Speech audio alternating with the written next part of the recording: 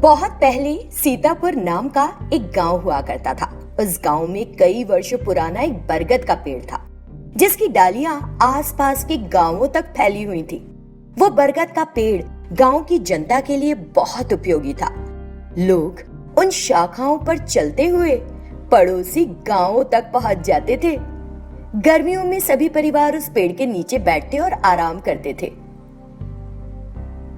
किसान खेती की जुताई के लिए उस पेड़ की लकड़ी से हल बनाते थे। उस पेड़ की पत्तियां इतनी बड़ी थीं कि गांव की जनता उन पेड़ों के पत्तों को अपने घरों के ऊपर छत के रूप में इस्तेमाल करती थी।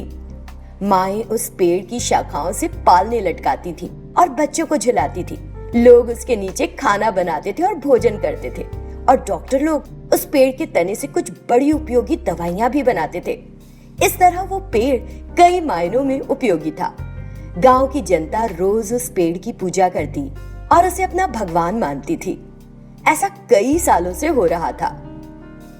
एक दिन एक भूतनी वहां से गुजरती है। उस पेड़ को देखकर वो आश्चर्यचकित रह गई। उसे वो पेड़ बहुत पसंद आया। उसने उस पेड़ पर एक नजर डाली और उस पेड़ के सारे इतिहास को जान लिया। मैंने इस बड़े बरगद के पेड़ जैसा कोई पेड़ आज तक नहीं देखा। इसका हजारों साल का इतिहास है और ये बहुत मूल्यवान है। इस पेड़ में कुछ जादुई शक्तियां भी हो सकती है। इस तरह के पेड़ बड़े दुर्लभ हैं। अगर मैं इस पेड़ पर कब्जा कर लेती हूँ तो मैं 1000 साल से भी ज्यादा जीवित रह सकती हूँ। यदि इस पेड़ की शक्तियां मेरी शक्तियों के साथ मिल जाए तो ऐसा कोई नहीं बचेगा जो मुझे रोक सके। उस हरे पेड़ को देखकर भूत की बाछें खिल गईं और उसने तुरंत उस पेड़ पर कब्जा कर लिया। उस पेड़ ने भूत के कब्जे में आने के थोड़ी देर बाद ही कुछ आवाजें की। उस पल से उस भूतनी ने गांव की जनता पर अपनी बुरी जादुई शक्तियों का इस्तेमाल करना शुरू कर दिया। उस दिन से उस पेड़ की ताजगी चली गई। वो आंसू बहाता था और अपने तने से दूध बहाता था।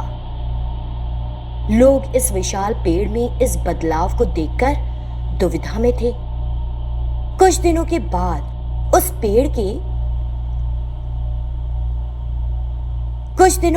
उस पेड़ के सभी पत्ते झड़ने लगे। धीरे धीरे पेड़ सूख रहा था। सारे गांव की जनता हैरान थी। एक दिन पेड़ से गिरे सूखे पत्ते जलने लग गए। ये देखकर गांव की सारी जनता वहां से भागने लगी और वे सभी एक दूसरे पेड़ के नीचे मिले। इतने सालों से ऐसा कभी नहीं हुआ। ये पहली बार है जब बरगद का पेड़ रो रहा है। इतिहास में ये पहली बार है और ऐसा लगता है कि कुछ बहुत बुरा होने वाला है। हमारी देवी लगता है हम सभी पर क्रोधित है। यही कारण है कि सभी पत्ते गिर रहे हैं और जल रहे हैं। पता नहीं इसके पीछे क्या कारण है। ये हम सभी के लिए बहुत बुरा समय है। तुम सभी सावधान रहो। ग्राम प्रधान ने गांव की जनता को चेतावनी दी। उस वर्ष सभी फसलें सूख गईं। कहीं हरियाली बाकी नहीं रही। सभी कुएं सूख गए। पीने के लिए भी पानी नहीं बचा। हर दिन रात को पेड़ से अजीब अजीब सी आवाजें आती थी और लोग अपने घरों से बाहर निकल आते थे। हर दिन एक व्यक्ति किसी न किसी बीमारी की वजह से मर जाता था। ये देखकर भूतनी को मजा आ रहा था। मैं बहुत खुश हूँ। मैंने हरे भरे गांव को कब्रिस्तान बना दिया।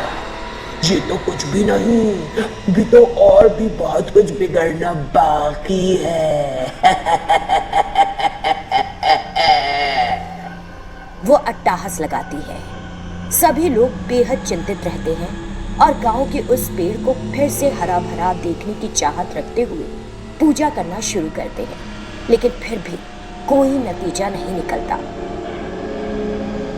भूतनी सब कुछ देखती है और गांव वालों को परेशान देखकर उसे मजा आता है।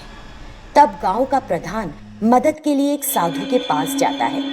वो साधु अपनी छठी इंद्रिय से सब कुछ पता कर लेता है। देखो, बिना घबराए मेरी बात सुनो। उस पेड़ पर एक भूतनी ने कब्जा कर लिया है। उस पेड़ को उस भूतनी से छुटकारा दिलाना इतना आसान नहीं है, लेकिन इस दुनिया में ऐसा कुछ भी नहीं जिसका कोई हल ना हो। वो भूतनी तुम्हारे डर का फायदा उठा रही है। केवल एक ही रास्ता है, आप सभी को अपने डर से निजात पानी होगी।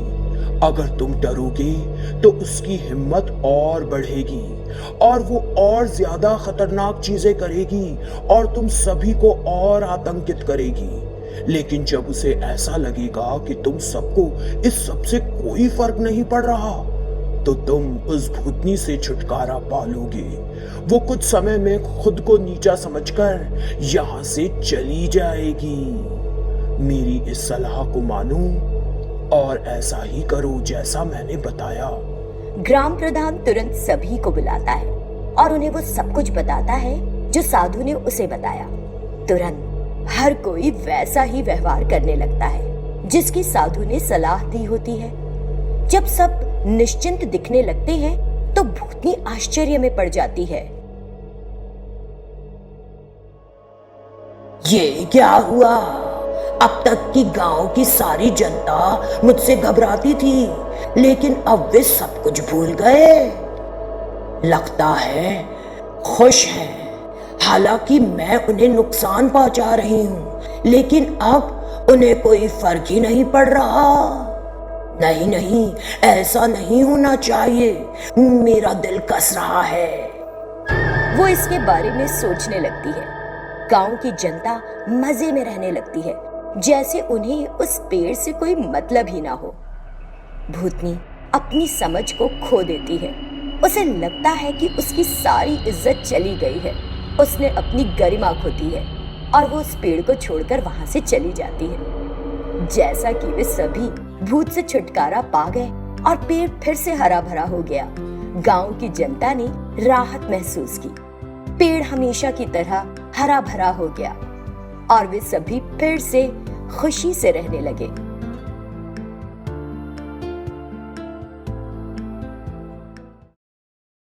कुछ समय पहले की बात है। एक ग्राम शिवापुर में एक भिखारी रहता था जिसे सब गबरू कहकर बुलाते थे। उसका अपना कोई नहीं था। दोपहर में वो भीख मांगता था और रोजाना रात में गांव के बाहरी छोर पर जाकर एक टूटे पड़े घर में सो जाता था। एक दिन जब गबरू गहरी नींद में था, उसे लगा जैसे कोई उसे थपथपा कर जगा रहा है। उसने अपनी आंखें मली और जाग गया। तभी उसने अपने सामने एक भूतनी को देखा। वो बहुत डर गया। भूतनी ने भी देखा कि वो डर से कांप रहा है, तो बोली, अरे मुझे देखकर घबराओ मत।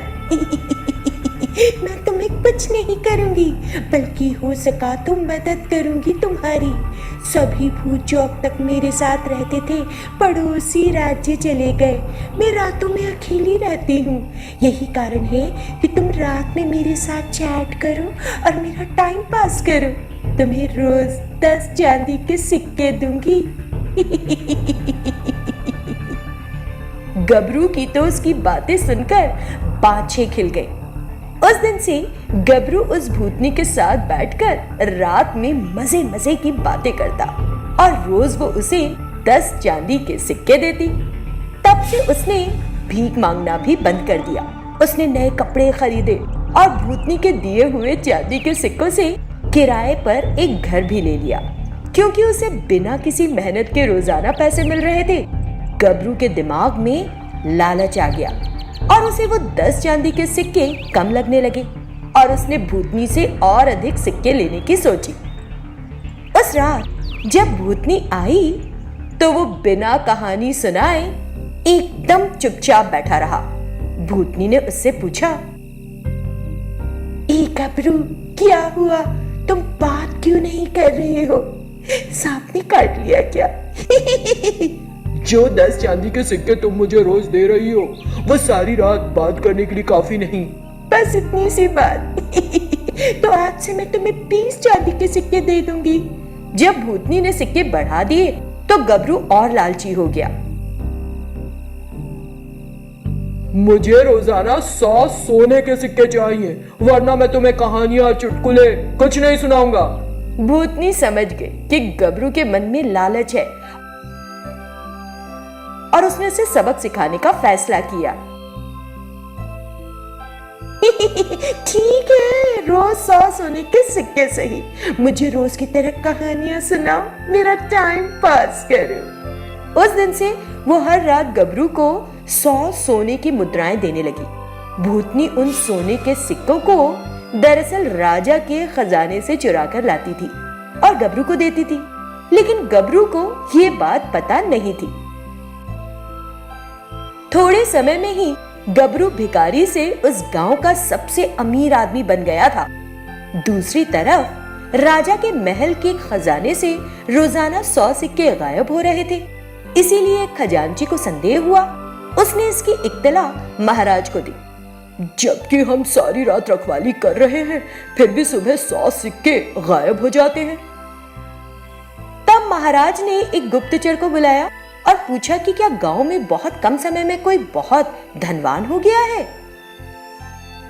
एक हफ्ते में गुप्तचर ने महाराज से आकर बताया कि गबरू भिखारी इस गांव में सबसे कम समय में सबसे अमीर बन गया है। खजांची तुरंत गबरू के घर गया और जांच की। उसे उसके घर में सोने के सिक्के मिले। तुम तो भीख मांगकर गुजारा करते हो, तुम्हें इतने सारे सिक्के कैसे मिले?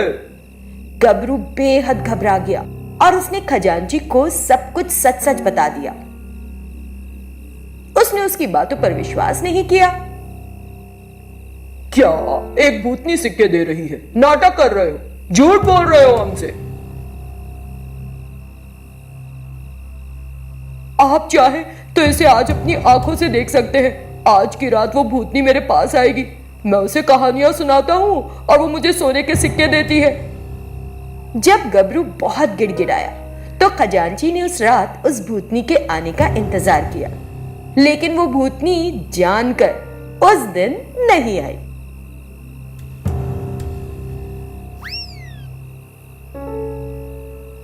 फिर वो खजांची अपने सैनिकों की मदद से गबरू को पकड़कर ले गया। क्योंकि सभी सोने के सिक्के उसके घर में पाए गए थे, महाराज ने गबरू को माफ नहीं किया और 1 साल के लिए जेल में डाल दिया। उस रात जेल में बंद गबरू के पास वो भूतनी आई।